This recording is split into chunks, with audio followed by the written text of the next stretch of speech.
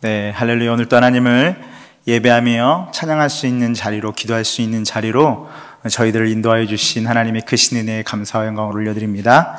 또 이 자리에 함께 하신 우리 성도님들 한 분 한 분을 예수님 이름으로 축복하고 환영합니다. 먼저 이 귀한 예배의 자리에 말씀을 전할 수 있는 귀한 기회를 허락하여 주신 하나님께 감사를 드립니다. 저는 소개해 주신 대로 레바논이라는 곳에서, 레바논에서도 베카라는 지역에서 시리아 난민들을 대상으로 사역하고 있는 박수환이라고 합니다. 이제 막 4년 차가 지난 선교사이고요. 저는 잘 모르시겠지만 그래도 선교사니까요, 제 소개를 조금은 해야 되잖아요. 그래서 레바논 베카에서 특별히 이제 사드나일이라는 강경 무슬림 지역이 있어요. 강경 무슬림 지역에서 커다란 시리아 난민 태동촌이 형성되어 있는데, 그 초입에 저희가 누리학교라는 조그만 학교를 만들어서 한 40명에서 50명 정도 되는 시리아 난민 어린이들을 대상으로 사역을 감당하고 있습니다. 누리학교, 그 학교가 교육의 플랫폼이 되어서 저희가 그 학교 사역을 통하여서 복음을 전하고 교회를 개척하는 것을 꿈꾸며 소망하며 사역하고 있습니다.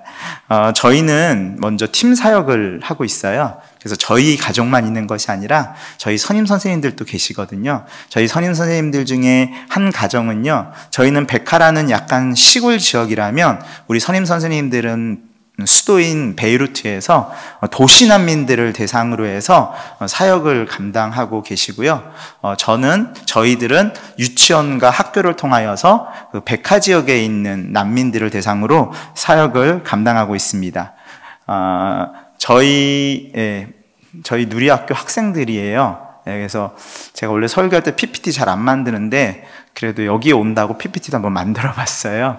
그래서 그리고 저희 또 특징은요, 저희는 레바논에서 3대가 함께 사역을 하고 있습니다. 그리고 저희 아내, 그리고 중3이 되는 첫째 아들과 초등학교 1학년 쌍둥이 형제들이 있어요. 그래서 삼형제, 그리고 저희 아내와 뿐만 아니라 저희 장인 장모님이 온누리교회 장로님 권사님이신데요, 저희가 레바논에 간 지 1년 뒤에 따라서 레바논에 들어오셨어요. 그래서 거기서 같이 난민 사역을 하고 계셔서 저희는 3대가 함께 사역을 함께 하고 있습니다. 그런데 문제는 지금 제가 여기서 설교하고 있다는 이야기는 뭘까요? 제가 레바논에 있지 못하고 한국으로 들어와 있다라는 것이죠. 들어보셨을 것 같아요. 저희 레바논, 이스라엘과 하마스의 전쟁의 여파, 그리고 이스라엘과 헤즈볼라 전쟁 때문에 저희와 저희 가족들, 그리고 그 땅에 있었던 많은 선교사님들께서 다 한국에 나와 계시다라는 것이죠. 물론 뉴스를 통해서 들으셨겠지만 임시 휴전이 되었습니다. 저희가 간절히 소망하고 바라는 것은 이 휴전이 잘 마무리되어서요, 레바논 땅과 시리아 땅에 좀 평안함이 찾아왔으면 좋겠어요. 레바논이라는 나라가 익숙하지 않으시죠? 익숙하신가요? 제가 레바논 선교사잖아요. 다 잊어버리셔도 되는데요, 레바논이라는 나라를 한번 기억해 주셨으면 좋겠습니다. 그리고 시리아 난민들을 기억해 주셨으면 좋겠습니다. 제가 한번 말씀 전하는 이 시간들을 통하여서 여러분의 마음과 머릿속에 레바논이 기억되어져서요, 여러분이 기도하실 때 레바논을 품고 꼭 한번 기도해 주시고요, 시리아 난민들의 영혼들, 그래서 시리아 땅을 한번 입으로 뱉어서 기도해 줄 수 있는 시간이 되기를 간절히 소망하고 기대합니다. 화나신 건 아니시죠? 제가 그 말씀을 전해야 되는데 여러분의 표정은 면접반이나 시험 보는 사람들이 저를 한번 해볼 테면 해보라는 표정으로 앉아 계셔서 제가 말씀을 전하기가 매우 부담스럽고 힘들어요. 조금 더 이제 마음의 문을, 찬양이 굉장히 좋았었거든요. 저는 찬양 인도자가 너무 기름 부심이 있다고 생각했어요. 말씀을 묵상하고 이 예배팀이 예배를 준비해 주시고 생각했는데 여기 올라오니까 여러분이 너무 강팍한 얼굴로 저를 쳐다보고 계셔서 제가 지금 어찌할 줄을 모르겠습니다. 저는 어린 시절부터 목사가 꿈이었던 사람입니다. 놀랍죠? 그리고 저는 목사가 계속 꿈이었어요. 고등학교를 졸업할 때까지.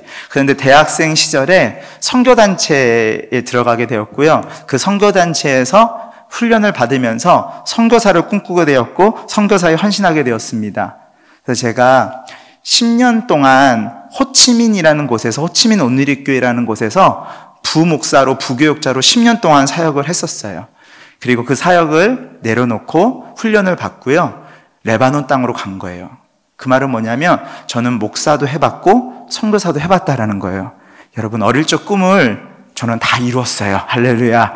놀랍죠? 저는 목사가 되고 싶었고 선교사가 되고 싶었는데 다 한 것입니다. 그런데 솔직하게 말하면 저는 중동과 무슬림에 대한 마음은 좀 없었습니다. 저는 원래 선교사를 꿈꾸긴 했는데요, 제가 꿈꿨던 선교는 북한 선교였어요. 그 당시에 그 선교의 트렌드가 약간 그랬어요. 백투더 예루살렘이란 말 들어보셨죠? 예루살렘을 시작해서 평양으로까지 복음이 들어가야 예수님이 오신다. 그 문구가 되게 강했거든요. 그래서 나는 평양 땅에 복음을 전하는 삶이 되어야 되겠다, 북한 선교를 해야 되겠다 라고 마음먹고 선교사로 헌신을 했었습니다. 그 당시에. 게다가 북한 선교가 매력적이에요. 왜냐? 외국어를 안 해도 돼요. 그래서 저는 북한 선교가 저한테 정말 잘 맞다고 생각을 했어요. 그래서 북한 선교사가 되겠다고 생각을 했는데 근데 저는 지금 어디 있나요? 중동 땅 레바논 선교사로 있습니다. 저희가 선교훈련을 받았을 당시에 레바논이 굉장히 거점이 되고 중요한 곳이라 생각해서 레바논 땅으로 선교사를 보내는 추세였고요. 좀 결정적인 문제가 하나 있었는데 제 대학교 때 전공이 아랍어였어요. 저는 중동 선교에 대해서 꿈을 꾸고 아랍어과를 갔던 것은 아니에요. 저희 고3 선생님이요, 제 꿈이 목사인 걸 아셨거든요. 그래서 입시 상담을 마지막에 할 때, 수아나, 너가 이제 목사 되고 싶은데 신학교에 갈 텐데 나중에 신대원에 가더라도 예수님 태어난 지역을 좀 그 주변 지역을 공부하면 도움이 되지 않겠느냐라고 생각하셨던 고3 선생님의 무지와 또 그 말을 철석같이 믿었던 제 무지가 협력하여 저는 아랍어를 전공하게 되었습니다.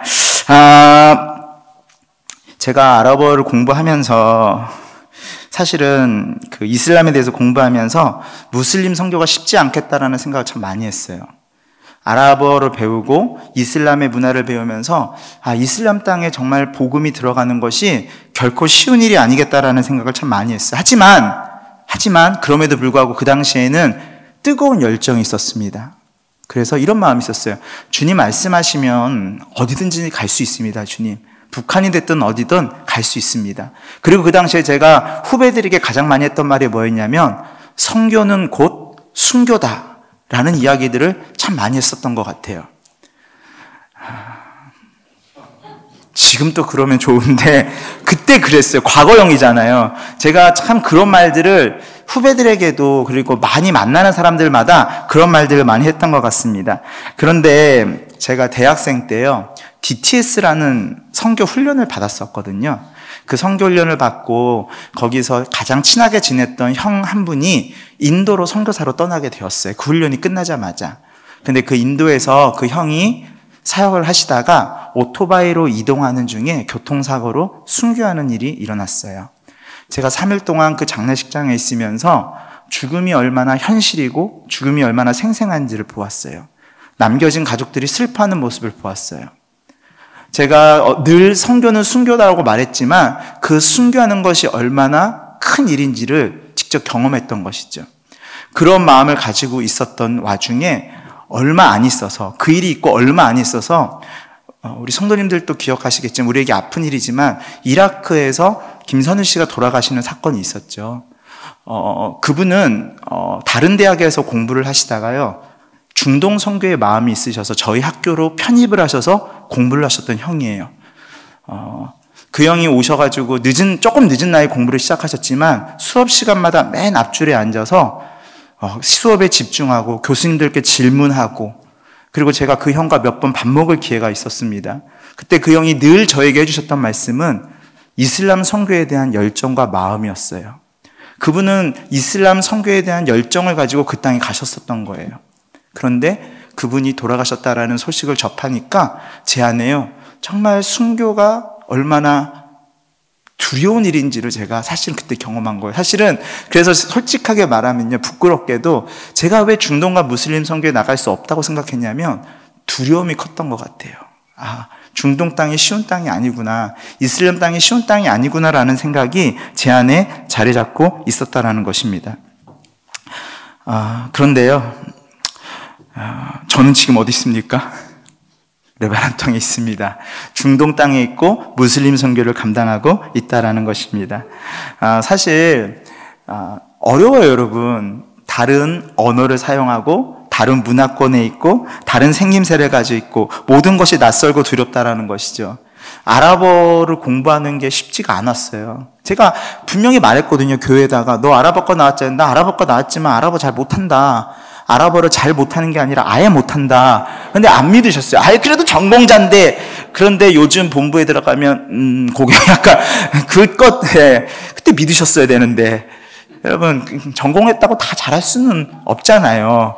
그렇죠? 근데 어쨌든 그 언어를 배우고 그 사람들을 만나고, 여러분 진짜 다르게 생겼거든요. 그 중동 분들이요, 레바논 사람, 시리아 사람들 진짜 다르게 생겼어요.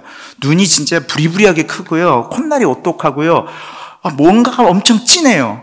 근데 그 옆에 이게 한국 사람을 가져다 놓으면 찹쌀떡 찐빵 같아요. 그냥 뭔가 흐리멍텅하게 생겼단 말이에요.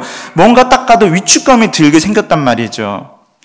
근데 더 중요한 문제는 제가 말씀드렸잖아요. 무슬림 선교에 대한 두려움이 있었던 제 안에, 그래서 열심히 했어요. 그래도 여러분 믿으실지 모르겠지만 들어가서 열심히 언어도 공부하고요, 친구들을 사귀어서 그 시리안 친구들 집에 방문하고 그 집에서 교제하고 했어요. 그런데 그때마다 늘 제 마음 가운데 한 가지 부담감이 있었어요. 뭐였냐면, 하나님, 제가 아직도 이들을 온전히 사랑하지 못하는데 제가 어떻게 선교할 수 있을까요? 하나님, 사랑하는 마음이, 진짜 사랑하는 마음이 없는데 하나님, 제가 이들을 어떻게 섬길 수 있을까요? 라는 그런 불편한 마음, 부끄러운 마음이 제 안에 늘 있었다는 것이죠. 그때 저에게 큰 깨달음을 줬던, 그 당시 저에게 큰 깨달음을 줬고 묵상했던 말씀이 뭐냐면 바로 오늘 요나서예요. 오늘 저희가 요나서 4장 11절 끝에 말씀만 읽었지만 제가 그 요나서를 통해서 하나님께서 어떤 마음을 주셨냐면 이런 마음을 주셨어요. 요나는 니느웨를 사랑하지 않았다. 요나는 니느웨를 사랑하지 못했다. 그런데 나 하나님은 그 땅을 사랑했다. 제가 그 마음을 듣고 깨달았어요. 하나님, 저는 저 시리아 난민들을 온전히 사랑하지 못하고 저 무슬림들을 온전히 사랑하지 못하지만 제가 이 땅에 있는 이유는 하나님께서 그 영혼들을 사랑하시기 때문입니다.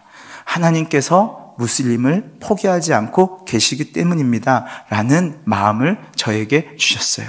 제가 그 요나서 말씀을 읽으면서 정말 큰 도전이 되고 기쁨이 됐어요.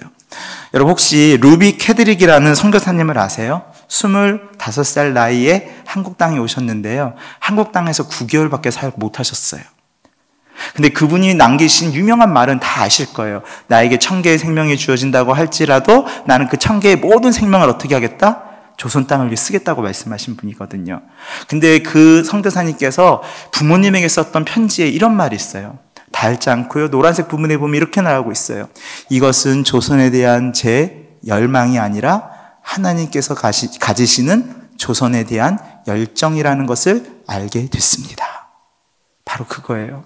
우리가 이 땅에 있는 이유, 우리가 선교사로 나갔던 이유는 무엇이냐면 나는 나의 준비, 나의 열심, 나의 열정으로 나갔다고 생각했지만 그것보다 더 중요한 것은 무엇이었냐면 포기하지 않으시는 하나님의 열심과 열정이 그 땅 가운데 있었기 때문에 하나님께서는 조선 땅에 하나님의 사랑하시는 자를 보내셨던 것처럼 레바논 땅 가운데 시리아 난민들 가운데 저와 같이 온전히 사랑하지 못하는 자를, 온전하지 못한 자를 뭐예요? 그 땅 가운데 보내셨다는 것을 깨닫게 하셨다라는 것입니다. 사랑하는 성도님들, 선교는요, 우리의 헌신, 우리의 준비, 우리의 열정을 필요로 합니다. 하지만요, 그것보다 먼저 된 것이 있다라는 것이죠. 그것은 무엇입니까? 사랑하시는 하나님의 마음, 사랑하시는 하나님의 심정을 먼저 아는 것, 하나님의 그 마음을 먼저 아는 것이 선교의 시작이라는 것입니다. 오늘 말씀의 제목인 선하심이잖아요. 단순히 하나님의 선하심만을 말하는 게 아니에요. 말씀의 제목이 뭐예요? 선교하시는 선, 하나님의 하, 심정의 심, 그래서 선하심이에요. 하나님이 선하신 이유는 무엇입니까? 하나님은 지금 또 선교하시는 하나님이시라는 거예요. 사랑하기를 포기하지 아니하시고 영혼에 대한 마음을 포기하지 아니하시는 그 하나님의 마음이 지금 또 열방 가운데 하나님이 복음이 전해지고 있는 선교의 불을 꺼트리지 않고 있다는 것입니다. 사랑하는 성도님들, 우리가 회복해야 될 것은 무엇입니까? 바로 하나님의 마음을 아는 것입니다. 우리가 하나님의 마음을 어떻게 알 수 있을까요? 요나서 1장 1절 말씀에 보면 이렇게 말하고 있습니다.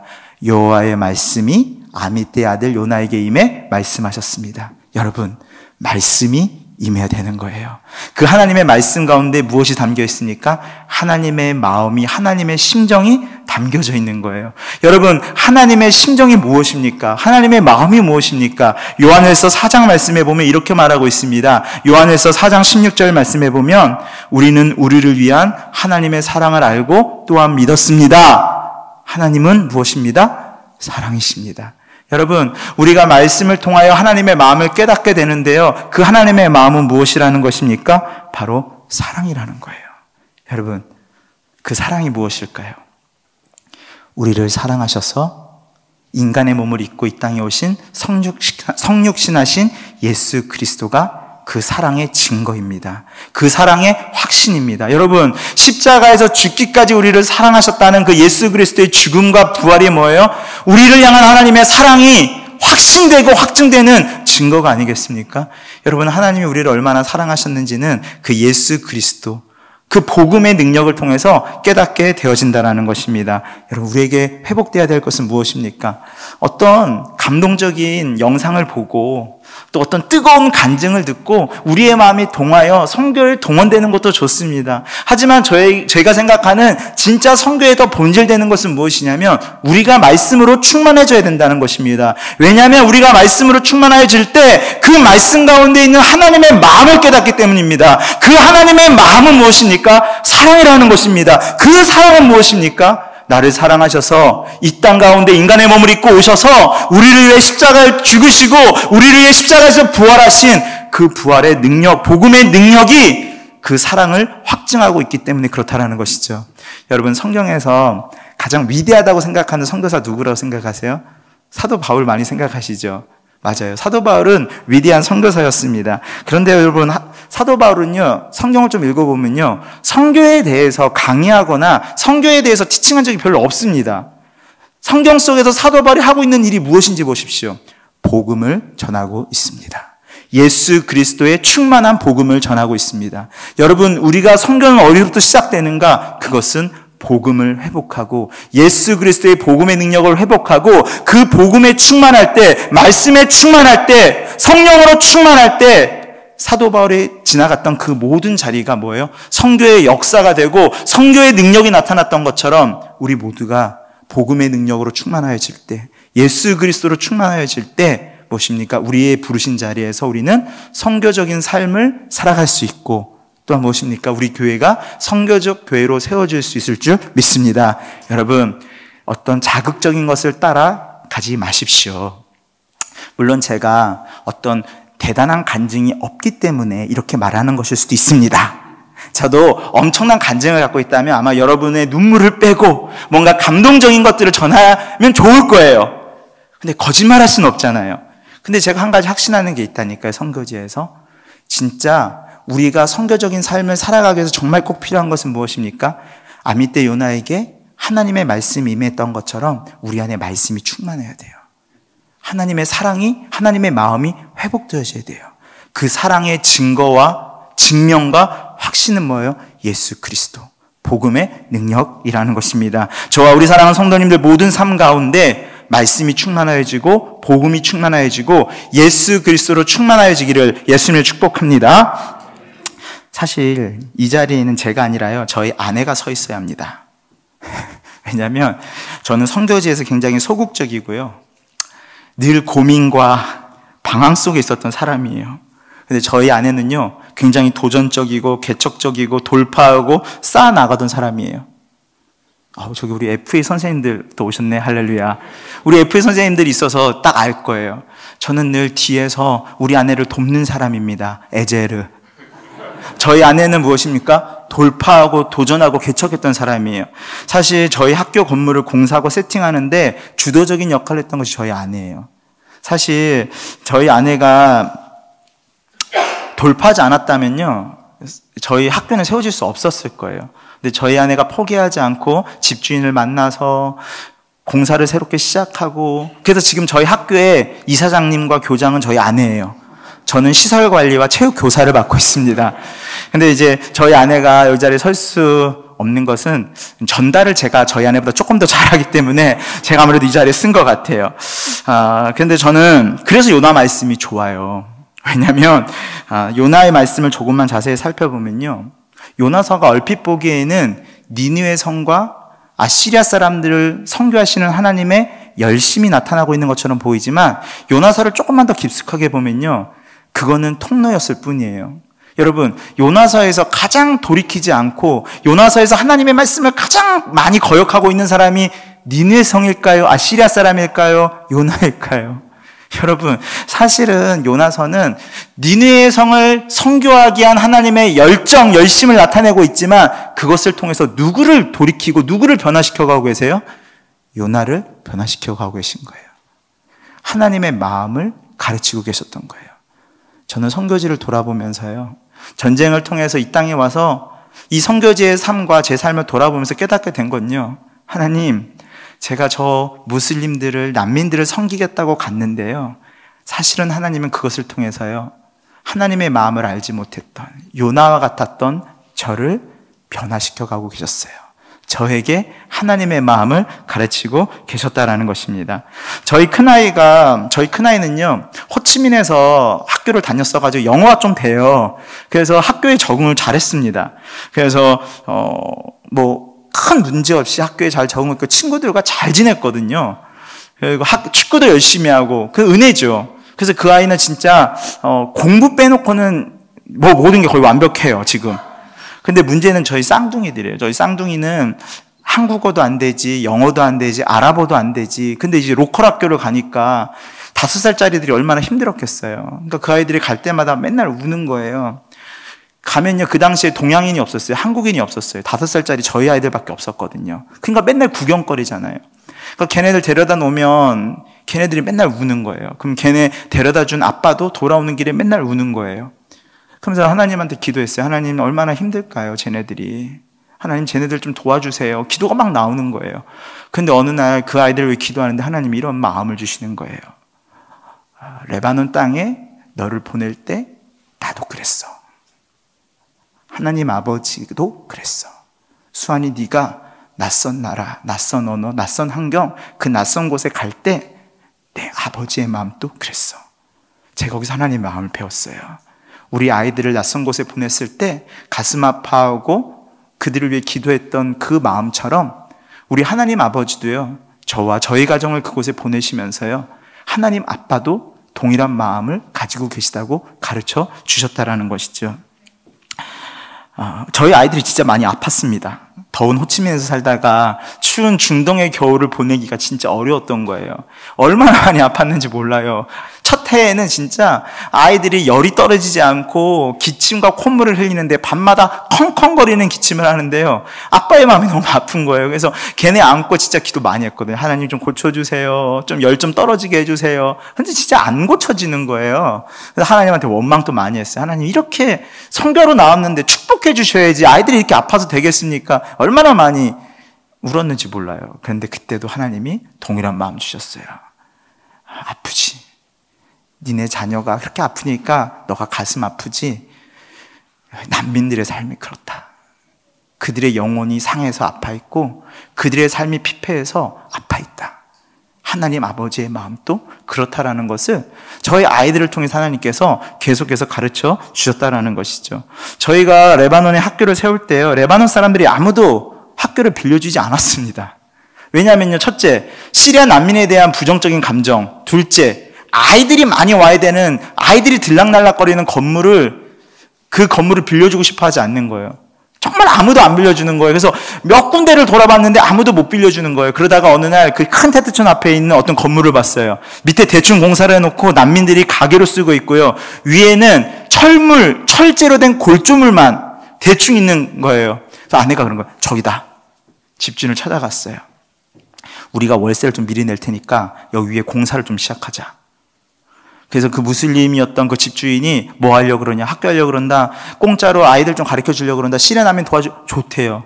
그래서 월세를 좀 먼저 내고요, 공사를 시작했어요. 도면을 그릴 줄 모르는데 저희 아내가 인터넷을 뒤져서 대충 벽도 세우고 방도 나눠서 학교를 세운 거예요. 만든 거예요. 우리가 공사를 통해서 저긴 좀 공사가 조금 진행된 거예요. 점점 진행돼서 저렇게까지 갔어요. 진짜 처음에는 너무 황폐했던 거예요. 제가 그 학교를 매일매일 가서 공사 현장을 보면서 하나님 앞에 기도했어요. 근데 하나님이 이런 마음을 주셨어요. 봐라, 아무도 환영해 주지 않지. 난민들의 삶이 그렇다. 니네가 난민을 위한 학교를 세우는 것도 아무도 환영해 주지 않지만 이 땅의 난민들의 삶이 아무도 반겨주지 않고 아무도 환영해 주지 않는 모습이야. 너무 황폐해가지고요, 너무 폐허가 돼 있으니까 음산한 거예요. 주님이 말씀하시는 거예요. 난민들의 삶이 저렇게 다 무너져 있고 난민들의 삶이 아무것도 없는 삶이다. 그런데 너희의 수고와 헌신이 있으니까 점점점 건물이 학교답게 세워지는 것처럼 너희들의 기도와 중보와 섬김을 통해서 그들의 삶을 내가 회복시켜 갈 것이다. 무너졌던 예루살렘의 성전과 같이 이 학교의 세워짐을 통하여서 난민들의 삶 가운데 내가 예배를 세울 것이다 라는 그런 마음들을 저희들에게 허락해 주셨다는 것입니다. 사실요, 여러분, 이런 여러 가지 마음들, 또 여러 가지 생각들을 통해서 하나님의 마음을 조금씩 배워가는 시간을 가졌어요. 물론 선교지의 삶이 온전히 행복하지만은 않았어요.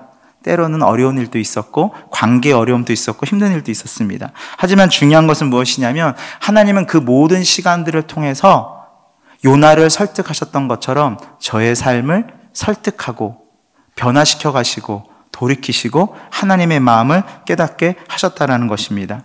그렇게 학교가 안정화되고요, 저희 다음 계획을 이렇게 세워서 올리잖아요. 이제 이 아이들 중에 마음이 열린 친구들 데리고 주일날 예배를 시작해야 되겠다 라고 생각했는데 저희 지금 어디 있습니까? 한국에 나왔습니다. 학교는 지금 문을 닫았고요, 저희 학교 선생님들은 다 흩어졌어요. 물론 계속해서 연락을 주고받고 있지만 다시 사역이 제로가 되어버린 것 같은 생각이 듭니다. 멈춤의 시간이 길어졌고 기다림의 시간이 길어지면서 제 안에 하나님의 선하심에 대한 의문과 질문들이 다시 조금씩 싹트기 시작했다는 것이죠. 중동은 늘 화약고와 같잖아요. 레바논이 좀 안정화되니까 시리아에서 또 사건이 터졌습니다. 늘 혼돈 속에 있고 늘 어둠 속에 있는 그 땅 가운데 하나님 뭘 할 수 있을까요? 라고 이번 설교를 준비하고 있었을 때 주님이 창세기 1장 2절 말씀을 저에게 생각나게 하셨어요. 뭐예요? 땅이 혼돈하고 공허하며 흑암이 깊음 위에 있고. 여러분, 이 땅에 하나님의 말씀이 임하기 전에는요, 땅이 혼돈했고요, 공허했고 어두웠어요. 그런데 빛이 있으라는 하나님의 말씀을 통해서 새로운 창조가 시작되었어요. 제 안에 이런 소망이 있었어요. 내 삶에 하나님의 말씀이 임했을 때 하나님의 마음을 깨달아 알고 내가 점점점 하나님께 설득되어지고 돌이켜져 가는 것처럼 저 중동 땅에 하나님의 진리의 말씀이 임하게 되면 그 땅이 재창조가 있을 것이라는 마음을 저에게 허락해 주셨다는 것입니다. 믿으십니까, 여러분? 우리는 포기하지 않고 하나님이 그 땅을 다시 재창조해 가실 것들을 믿으며 소망하며 나가야 된다는 것이죠. 말씀을 제가 이렇게 설교를 짧게 해본 적이 별로 없어요. 여러분은 길지만 저는 설교를 이렇게 짧게 25분 부탁했는데 죄송합니다. 20분 조금 넘어가고 있는데 저는 보통 설교를 40분 정도 합니다. 그래서 보통 다들 성도님 같은 얼굴로 저를 쳐다봐요. 근데 오늘은 벌써 제가 말씀을 정리한다고 말씀드렸어요. 오늘 마지막으로 본문을 한번 읽어보겠습니다. 오늘 본문이 이거였는데 오늘 본문 한 번도 안 읽었잖아요. 큰 소리로 함께 읽어보도록 하겠습니다. 시작. 그런데 왼쪽과 오른쪽도 구별하지 못하는 사람들이 12만 명이나 있고 가축도 많이 있는 이 큰 성읍 니느웨를 내가 어찌 아낄 수 있... 여러분, 이게 하나님의 마음이었어요. 요나는요, 박넝쿨이 생기고 그늘이 있으니까요, 요나가 기뻐했어요. 여러분, 요나서에서 요나가 유일하게 기뻐했던 적이 언제인지 아세요? 이때예요. 박넝쿨이 생겨서 자기가 시원했을 때. 우리는 하나님의 선하심이 그렇다고 생각해요. 내가 내 삶에 박넝쿨이 자라나서 나에게 그늘이 되고 시원해지고 나에게 유익이 되면 그것이 하나님의 선하심이라고 생각해요. 근데 하나님의 선하심은 어디에 있습니까? 박넝쿨에 있지 않아요. 하나님은요, 요나를 위해서 지중해에 태풍을 일으키셨고요, 물고기를 그 배에 따라가게 하셨고요, 박넝쿨 자라나게 하셨고요, 벌레 보내셨고요, 뜨거운 바람. 여러분, 얼마나 이 낭비예요. 한 사람을 위해서 하나님이 얼마나 낭비하고 계신지를 보세요. 그런데 그것이 하나님의 마음이에요. 하나님은요, 저렇게 많은 가축들과 12만 명이나 되는 느네의 성도 사랑하셨지만 그것보다 더 많은 낭비를 통해서 탕부 하나님, 팀 켈러 목사님이 말씀하셨던 낭비하신 하나님께서 뭐예요? 그 한 명의 요나를 위해서 뭐예요? 그 많은 일들을 행하셨다는 거예요. 왜? 그 성을 포기하지 못하셨던 것처럼 요나 선지자 한 명을 포기하지 못하셨기 때문이라는 것입니다. 사랑하는 여러분, 하나님의 선하심을 믿으십시오. 하나님은 실수하지 아니하시고 실패하지 아니하시고 온전히 좋으신 것으로 우리에게 주시는 분이십니다. 우리는 박넝쿨이 자라나야 우리에게 선하시다라고 고백하려고 하지만 진짜 선하심은 박넝쿨에 있는 것이 아니죠. 우리가 하나님의 마음을 깨달아 아는 거예요. 저는 여러분 모두가요, 그 하나님의 선하심을 맛볼 수 있게 되기를 축복합니다. 선하심은요, 공부해서 되는 것이 아니에요. 선하심은 우리가 맛보아 알아야 돼요. 시편 34편 8절에 이렇게 말하고 있어요. 여호와의 선하심을 맛보아 깨달으십시오. 저는 여러분 모두가 하나님의 선하심을 맛보아 깨닫게 되기를 축복합니다. 저는 약해요. 약하지만 하나님이 포기하지 아니하시고 목사답게 선교사답게 만들어가고 계세요. 우리 모두 약할 수 있어요. 근데 기억하세요. 약함은 우리 신앙에 아무런 문제가 되지 않아요. 왜냐하면 약함은 하나님의 은혜의 재료가 될 수 있고 통로가 될 수 있다는 거예요. 근데 중요한 건 뭔지 아세요? 약한 상태로 내버려 두는 거예요. 약한 상태로 우리를 방치하게 되면 그 약함은 뭐가 될 수 있는 거예요? 악함이 될 수 있다는 거예요. 저는요, 약하지만 우리 모두가 약함 가운데 머물러 있지 않고요, 우리를 포기하지 아니하시는 그 하나님의 심정, 하나님의 마음을 깨달아 알아서 하나님의 선하심을 맛보아 아는 저와 우리 성도님 되기를 축복합니다. 하나님 지금 또 무슬림 땅을 포기하지 않고 계십니다. 하나님 지금 또 여러분의 부르신 사명의 자리, 가정, 여러분의 직장, 사업, 교회, 공동체, 여러분이 각자 선교사로 살아가고 있는 그 지역을 하나님 포기하지 않고 계십니다. 우리가 그 하나님의 마음을 깨달아 알고 그 하나님의 심정을 알고 복음으로 충만해져서, 말씀으로 충만해져서 선교적인 삶을 살아가고 선교하는 공동체, 선교하는 교회가 될 수 있게 되기를 예수님의 이름으로 축복합니다. 이제 우리 함께 기도하기 원하는데요, 한 가지만 놓고 함께 기도하도록 하겠습니다. 이 시간 기도할 때 하나님, 저희들에게 하나님의 마음을 알게 하여 주시옵소서.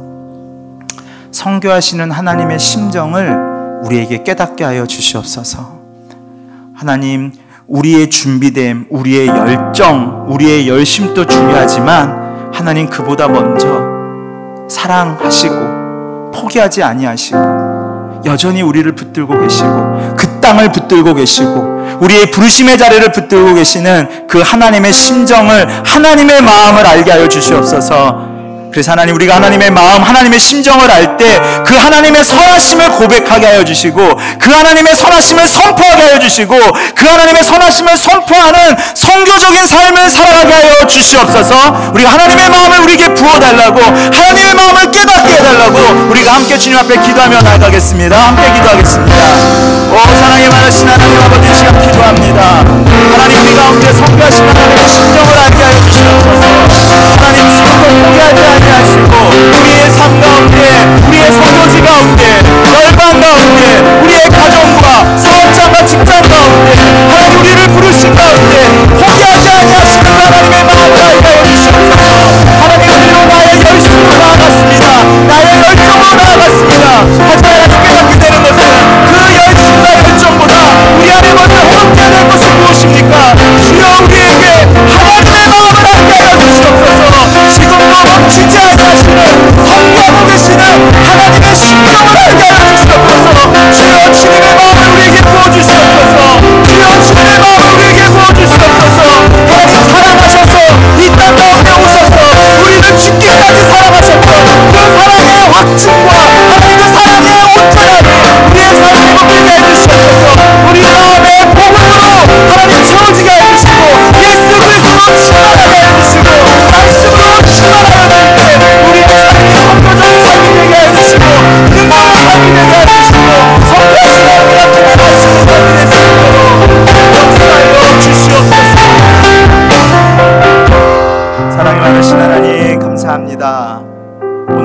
말씀을 통하여서 다시 한번 우리를 사랑하시고 죽기까지 우리를 사랑하셨고 우리를 포기하지 않고 계시는 하나님의 열심과 하나님의 열정과 하나님의 마음을 다시 한번 깨닫게 됩니다.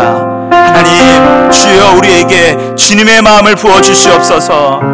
요나와 같이 하나님의 마음을 알지 못했던 우리의 마음을 돌이키게 하여 주시고 변화시켜 주시옵소서.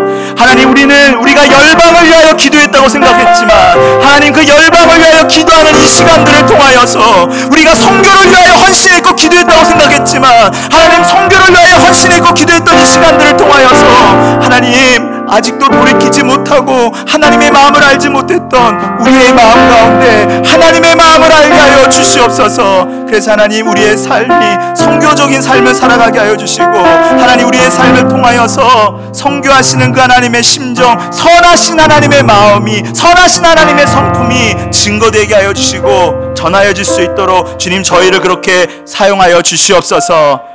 레바논 땅을 기억하여 주시고 시리아 난민들을 기억하여 주시고 하나님, 중동 땅 가운데 평화의 왕으로 오신 주께서 그 땅을 속히 회복시켜 주시옵소서. 감사드리며 사랑에 많으신 예수님의 이름을 기도드립니다. 아멘.